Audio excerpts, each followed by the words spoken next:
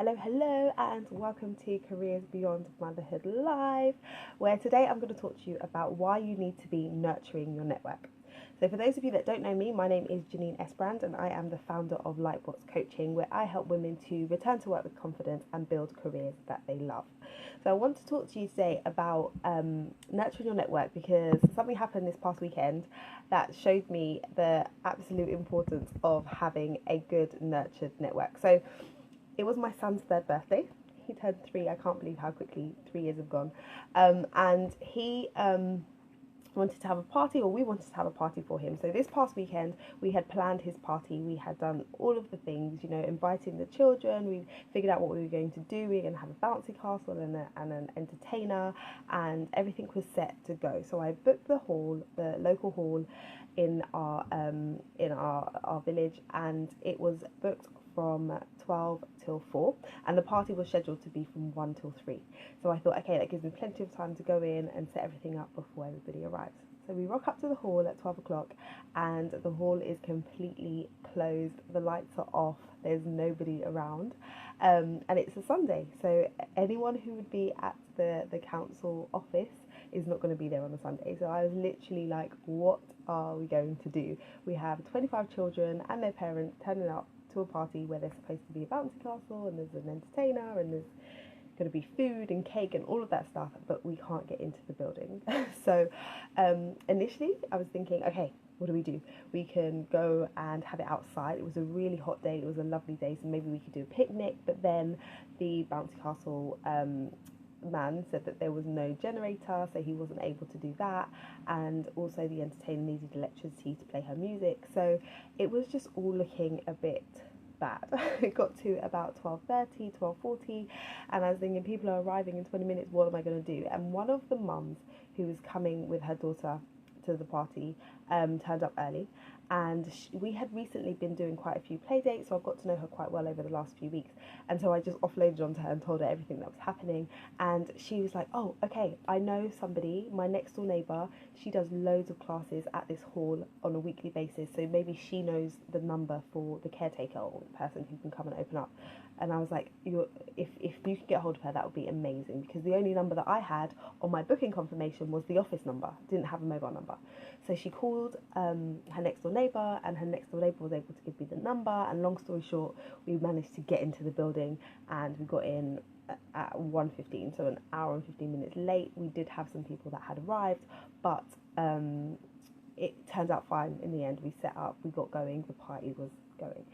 So in that whole scenario, the power of network was really amplified for me. And afterwards, when I was reflecting on it, I was just thinking, it's so good to have people in your network. The fact that I was able to speak to her, and then she knew someone who had the right contact, which then meant that our problem was resolved.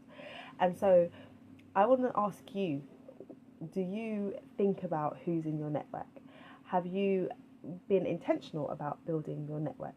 So it's really good as working mums, as women, to be intentional about building your network, about expanding. So there's 3 things you should really be doing when you're thinking about the people in your sphere of influence and the people in your network. So you should be being intentional about expanding. So yes, you have people that you currently speak to and that are currently in your network, but there's always people that you can be connecting with that can bring to your life so much more so much more richness, different experiences, different backgrounds, things that you didn't even realize that you needed. People are able to provide for you, or people are able to expose you to. So just thinking about how you can be expanding your network continually. So be intentional about that, just looking for opportunities, and then also, how do you nurture your network? So we are busy, we have loads going on, but it's good to be thinking about ways that you can be building the relationships with people, so that you can go deeper. So it's not just hi, bye, how are you, but you actually know something about people, that you actually are able to help them if they need to, or they would love to help you because they've got to know you well. So you can just look at your calendar and say, okay, once a month I'm going to make a point to have a coffee with somebody new, or have a coffee with someone that I already know, just to be building and nurturing and building up that relationship. And this works in terms of your personal life, but also in your professional capacity. So thinking about in your work sphere, who can you be building relationships with, who can you be connecting with on a new level, whether that is via LinkedIn or going to networking events. It's all about just making sure that you are putting yourself in circles of people that are going to be helpful in what you're doing, or helpful in terms of how you're raising your children. You know the saying, it takes a village to raise a child. Well, I think it takes a village to support a working mum. So you want to have different people that you can lean on when you need support, and also different people that are able to bring to you skills and knowledge that you don't already have, right?